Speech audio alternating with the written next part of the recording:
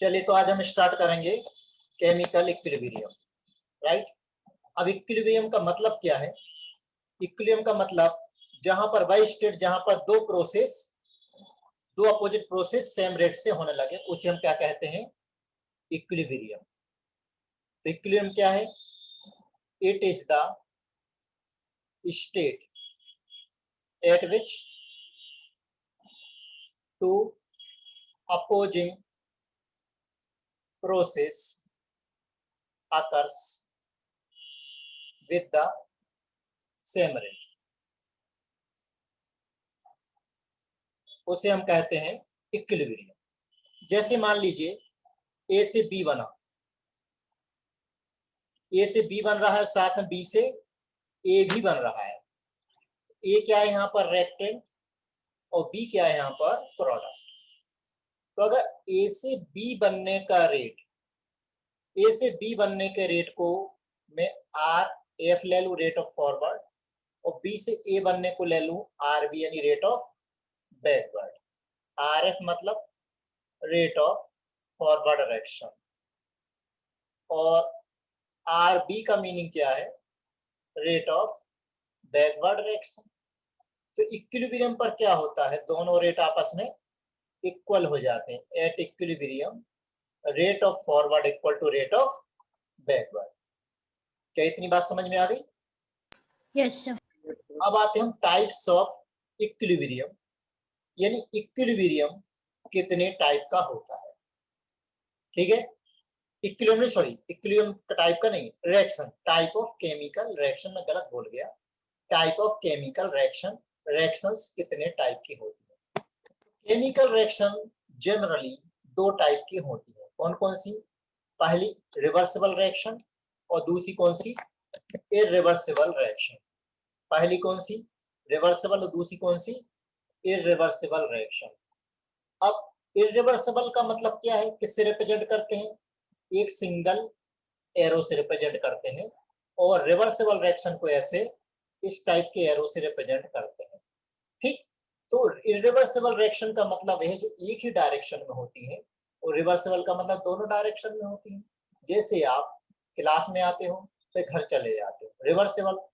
Irreversible में एक बार ऊपर गए गए, ये हमारा वापस नहीं भेजता है, इरिवर्सिबल रिएक्शन। तो इरिवर्सिबल यस सर। रिएक्शन हमेशा 100% कंप्लीट हो जाती है, goes to 100% completion, goes to 100% completion. और रिवर्सिबल कभी भी 100% प्रोडक्ट में कन्वर्ट नहीं हो पाती है, तो नेवर गोज टू 100% कंप्लीशन। क्यों नहीं हो पाती है? ए से अगर बी बना तो बी से ए भी बन जाता है। जैसे यहाँ से ए से बी बना, और यहाँ से ए से बी भी बनेगा, और बी से ए भी बनेगा, बी से ए भी बनेगा। अब इस एग्जांपल के, इस रिएक्शन के एग्जांपल प्रेसिपिटेशन। जैसे प्रेसिपिटेट बनता है तो रिएक्शन हमेशा फॉरवर्ड में ही जाती है। न्यूट्रलाइजेशन रिएक्शन, अगर स्ट्रॉन्ग गैस और स्ट्रॉन्ग बेस के बीच में न्यूट्रलाइजेशन रिएक्शन हो, अगर कोई रिएक्शन ओपन वेसल में हो रही, खुले बर्तन में हो रही हो, तो भले वो इक्विलिब्रियम में है, लेकिन वो भले वो रिवर्सिबल लिखो, इरिवर्सिबल हो जाती है, क्योंकि प्रोडक्ट बाहर निकलता जाएगा। प्रोडक्ट बाहर निकलता जाएगा तो और नया प्रोडक्ट बनेगा, तो रिएक्शन एक ही डायरेक्शन में होगी। तो रिवर्सिबल रिएक्शन को हम केवल तभी अचीव कर सकते हैं जब वो रिएक्शन क्लोज्ड वेसल में हो रही हो। इसका मतलब कोई भी रिएक्टेंट या प्रोडक्ट को बाहर नहीं जाने दिया जाए, तभी जाकर के रिवर्सिबल रिएक्शन होती है, अदरवाइज नहीं होती है। क्या इतनी बात समझ में आ गई? Yes sir. ठीक है। तो अब दोनों में डिफरेंस क्या है वो हम डिफरेंस देख लेते हैं। ओके। थोड़ा सा हम प्रिंटेड का भी सहारा ले रहे हैं, क्योंकि थ्योरेटिकल पार्ट जहां पर वहां प्रिंटेड का सहारा ले लेंगे, और जहां लिखना है वो तो हमें लिखना ही लिखना है। तो टाइप्स ऑफ केमिकल रिएक्शन में अभी जो हमने देखे हैं, कौन कौन से दो टाइप देखे हैं? इरिवर्सिबल और रिवर्सिबल। उन दोनों में डिफरेंस देख लेते हैं। ये डिफरेंस देखिएगा। इरिवर्सिबल का मतलब क्या है? क्या है रिवर्सिबल? मतलब एक ही डायरेक्शन में होती है। रिवर्सिबल का मतलब क्या है? गिवन सेट ऑफ कंडीशन में बोथ द डायरेक्शन, दोनों डायरेक्शन में होती है। इरिवर्सिबल में जो रिएक्टेंट है कंप्लीटली प्रोडक्ट में कन्वर्ट हो जाता है। जैसे ए से कंप्लीटली बी बन जाएगा, मतलब रिएक्शन के बाद ए बचेगा ही नहीं। और यहाँ पर वो कंप्लीटली कन्वर्ट नहीं होता है, ए थोड़ा बी में चला गया और बी वापस से थोड़ा सा ए में आ जाएगा। इक्विलिब्रियम इरिवर्सिबल में नहीं होता है, इक्विलिब्रियम सिर्फ और सिर्फ रिवर्सिबल में होता है। दो अपोजिट रेट कब होंगे? जब रिएक्शन दोनों डायरेक्शन में हो रही हो। तो इक्विलिब्रियम सिर्फ और सिर्फ रिवर्सिबल प्रोसेस में होता है।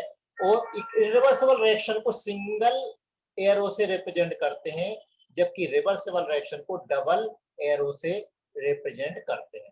एग्जाम्पल हमने देख ही लिए थे, precipitation reaction, neutralisation reaction, thermal decomposition, reaction in open vessel.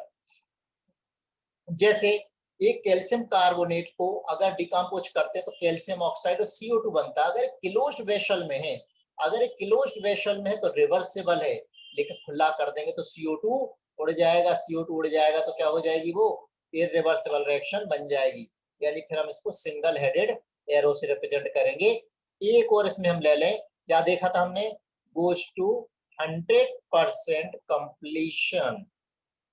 और जो ये वाली रिएक्शन है, ये वाली रिएक्शन है नेवर गोज टू 100% कंप्लीशन। क्या ये बात सभी को समझ में आ गई? कोई दिक्कत? अरे कोई बोलेगा? सब सो गए?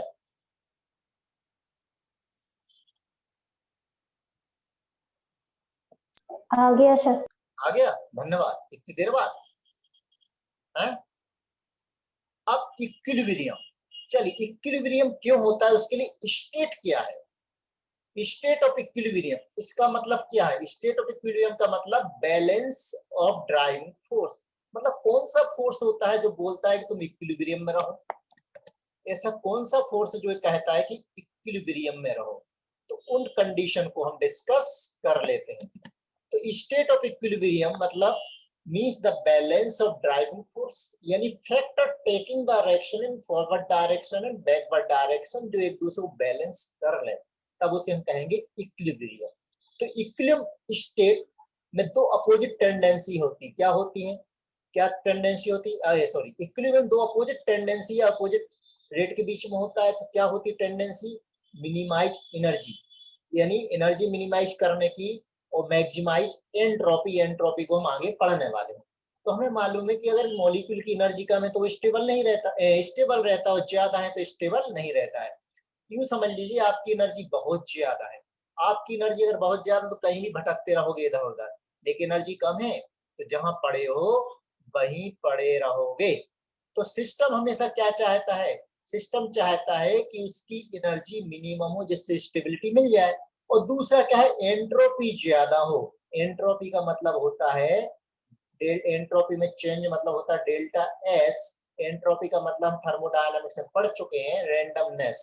रेंडमनेस जितनी ज्यादा होगी, रिएक्शन की स्पॉन्टेनिटी बढ़ जाती है, ठीक है ना? तो equilibrium state represent a compromise between two opposing tendency. कौन कौन सी टेंडेंसी? टू मिनिमाइज एनर्जी और molecules try to maximise entropy. क्या इतनी बात आप लोगों को समझ में आ गई? ठीक है ना? ये बात समझ में आ गई? ओके, चलिए एक एग्जांपल ले लेते हैं, छोटा सा एक एग्जांपल लेते हैं। जैसे हमारे पास मान लीजिए रिवर्सिबल रिएक्शन है कि R1 + R2, यानी रेक्टेंट से क्या बन रहा है? प्रोडक्ट बन रहा है। एक छोटी सी हमने एक रिएक्शन ले ली, रेक्टेंट यानी R से प्रोडक्ट यानी P बन रहा है। R1 + R2 दो रेक्टेंट, उससे प्रोडक्ट P1 + P2 बन रहा है। तो इनिशियली हमारे पास सिर्फ रेक्टेंट है, इनिशियली सिर्फ हमारे पास रेक्टेंट है। कौन से रेक्टेंट है? R1 और R2 एक हमारे पास शुरू में रेक्टेंट है, लेकिन टाइम के साथ साथ एक कंबाइन होकर के क्या फॉर्म करते हैं? प्रोडक्ट फॉर्म करते हैं, ठीक है ना? तो जैसे जैसे P1 और P2 बनता जाएगा, तो अगर P1 P2 जो प्रोडक्ट बने हैं वो वापस में कंबाइन करके अगर रेक्टेंट बनाना शुरू कर लें तो क्या होगा? देखिए शुरू में क्या था? हमारे पास रेक्टेंट था, शुरू में रेक्टेंट था, अब रेक्टेंट ने प्रोडक्ट बनाना शुरू करा, तो रेक्टेंट की क्वांटिटी शुरू में कम होती जाएगी, रेक्टेंट की क्वांटिटी शुरू में कम होगी। अब रेट क्या होता है? रेट होता है कॉन्सेंट्रेशन अपॉन टाइम। रेट क्या होता है? Concentration upon time. कॉन्सेंट्रेशन मालूम है, मोल पर लीटर अपॉन टाइम। तो टाइम बढ़ेगा, कॉन्सेंट्रेशन अमाउंट कम होती जाएगी, तो शुरू में रेट क्या होगा? फॉरवर्ड रिएक्शन का रेट कम होता जाए। क्यों? क्योंकि रिएक्टेंट की अमाउंट कम होती जा रही है। अब जैसी प्रोडक्ट बनेगा तो प्रोडक्ट बनने का रेट तो बढ़ रहा है, प्रोडक्ट बनने का रेट तो बढ़ रहा है। ये तो फॉरवर्ड के लिए हो गया। और बैकवर्ड के लिए भाई हम लिखे कॉन्सेंट्रेशन अपॉन टाइम।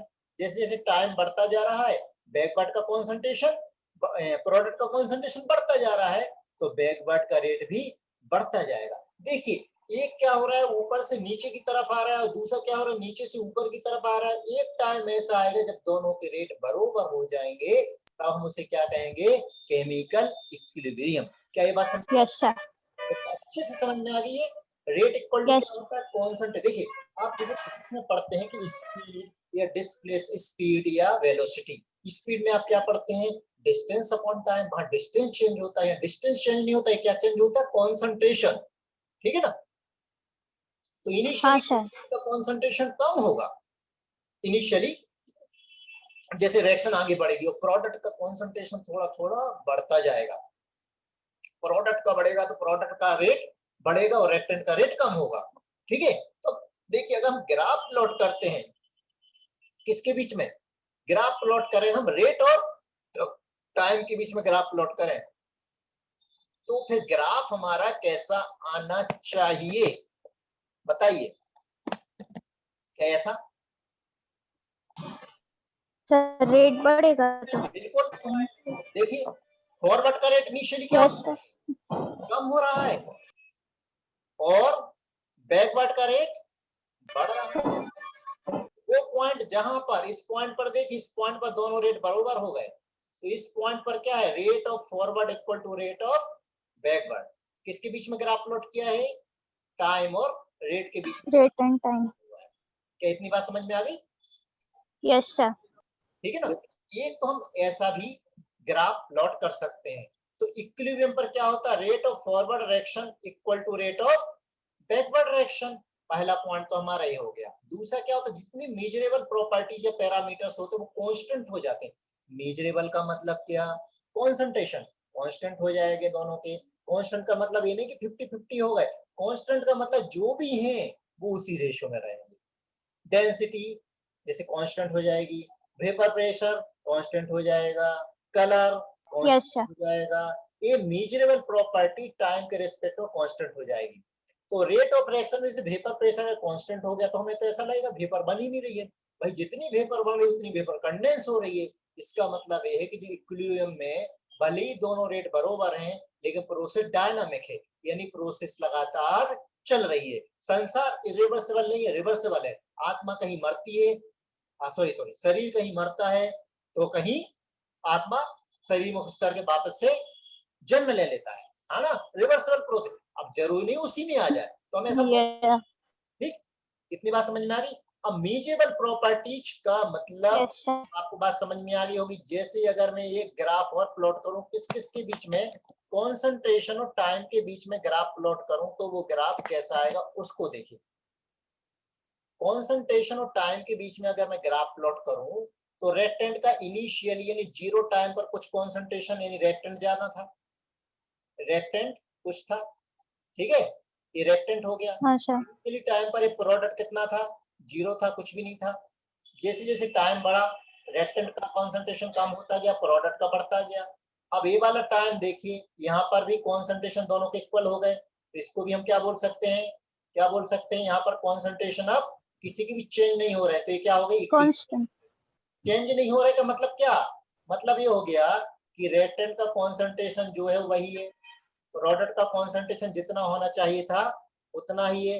अब यहाँ पर ये ध्यान रखने वाली बात है कि जरूरी नहीं है दोनों के कॉन्सेंट्रेशन बराबर हो। यहाँ कहने का मतलब ये है कि कॉन्सेंट्रेशन जो भी वो उनके चेंज नहीं हो रहे हैं। जैसे अगले ग्राफ में ले लेते हैं। ठीक, अगले ग्राफ में देखिए। जैसे अब इस ग्राफ में देखिए, इस ग्राफ में जब कॉन्सेंट्रेशन टाइम के बीच में ग्राफ प्लॉट किया तो रेक्टेंट का कॉन्सेंट्रेशन देखिए कम होता जा रहा है, प्रोडक्ट का कॉन्सेंट्रेशन बढ़ता जा रहा है। अब इस पॉइंट के बाद में देखिए प्रोडक्ट का जो भी कॉन्सेंट्रेशन था बिल्कुल अभी भी उतना ही है, यहाँ पर रेक्टेंट का जो भी कॉन्सेंट्रेशन था अभी भी उतना ही है। तो क्या रेक्टेंट का कॉन्सेंट्रेशन टाइम के साथ चेंज हो रहा है? नहीं। क्या प्रोडक्ट नहीं कंसंट्रेशन टाइम के साथ चेंज हो रहा है? नहीं। नहीं कौन सी स्टेट कहलाएगी? ये वाली जो स्टेट हम देख रहे हैं, ये कौन सी स्टेट है? कहलाएगी इक्विलिब्रियम। Equilibrium state. क्या ये बात आपको समझ में आ गई है? अब क्या यस सर। ग्राफ मिलेगा? अरे भाई, ये भी तो हो सकता है कि रिएक्टेंट का बहुत ज्यादा कम हो जाए और प्रोडक्ट का ऊपर भी चला जाए, यानी ग्राफ कैसा भी हो सकता है। ठीक है, ये देखिए ग्राफ ऐसा भी तो हो यस सकता सर। है कि रिएक्टेंट का बढ़ते बढ़ते बढ़ते बढ़ते रिएक्टेंट का बहुत ज्यादा बढ़ जाए, घटते घटते बहुत ज्यादा कम हो जाए, प्रोडक्ट का बढ़ जाए। अब प्रोडक्ट का बढ़ते बढ़ते देखो इतना हो गया, अब हाँ ये कांस्टेंट हो गया, यहाँ से रिएक्टेंट का कांस्टेंट हो गया है, तो प्रोडक्ट का कॉन्सेंट्रेशन देखो जो भी है टाइम के साथ में चेंज नहीं हो रहा है, और यहाँ रिएक्टेंट का भी टाइम के साथ चेंज, टाइम तो यहाँ बढ़ रहा है लेकिन रिएक्टेंट का कॉन्सेंट्रेशन कांस्टेंट है। तो ये वाली भी स्टेट कौन सी कहलाती है? ये वाली भी स्टेट कौन सी इक्विलिब्रियम कहलाती है? स्टेट। इक्विलिब्रियम स्टेट कहलाती है। क्या ये बात क्लियर हो गई? Yes sir. Yes sir. Okay. अब इक्विलिब्रियम प्रोसेस के बेसिस पर, प्रोसेस के बेसिस पर इक्विलिब्रियम कितने टाइप के होते हैं?